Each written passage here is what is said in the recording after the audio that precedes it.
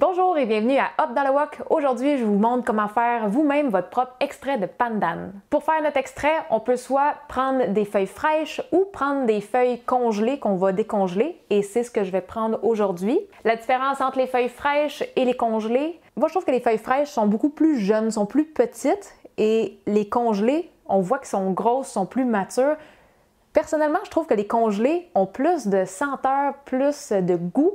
Fait que maintenant, j'y vais plus souvent avec les congelés. L'extrait de pandan, on va l'utiliser dans beaucoup de desserts asiatiques, même aussi dans des repas des fois.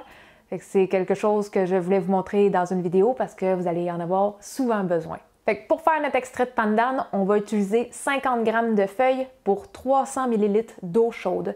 Donc tout ce qu'on vient faire, c'est couper la quantité de feuilles qu'on a besoin. Au fur et à mesure que j'en coupe, je viens les peser. Je veux arriver à 50 g. Un coup qu'on a nos 50 g, on va les laver parce qu'il y a un petit peu de poussière dessus et on vous revient. Un coup que nos feuilles sont lavées, on vient les couper en petits morceaux pour les mettre dans notre blender. Et là, essayez pas de blender juste les feuilles comme ça va être beaucoup trop sec. On va avoir besoin de 300 ml d'eau chaude. Fait que moi, j'ai fait bouillir de l'eau et je l'arrête quand c'est rendu à un niveau assez chaud pour que ça soit tolérable quand je lui touche. Parce qu'après ça, on va avoir besoin de le manipuler un petit peu. Je me calcule 300 ml. On met le liquide dans les feuilles. Puis la raison pourquoi on utilise de l'eau chaude, c'est parce que la saveur va plus facilement sortir de la feuille. Et on va broyer ça au maximum de puissance.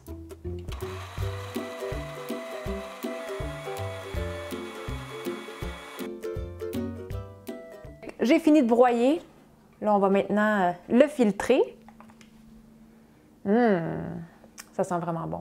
Ça, c'est comme l'équivalent de la vanille, mais pour les Asiatiques. Pour le filtrer, on va avoir besoin d'un morceau de tissu. Moi, j'utilise du coton super mince, de la popeline, mais vous pouvez prendre aussi les tissus pour les fromages. Fait que je viens juste le remettre dans ma tasse à mesurer. Et là, on vient prendre le mélange qu'on vient de broyer et on va tout le verser dedans.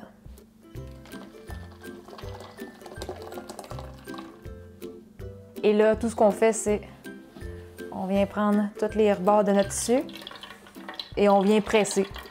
C'est pour ça qu'il ne fallait pas que l'eau soit trop bouillante.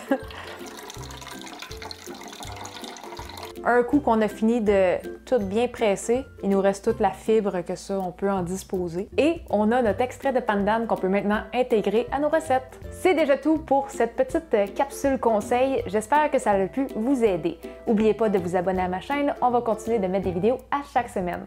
Sur ce, on se dit à la prochaine. Bye bye!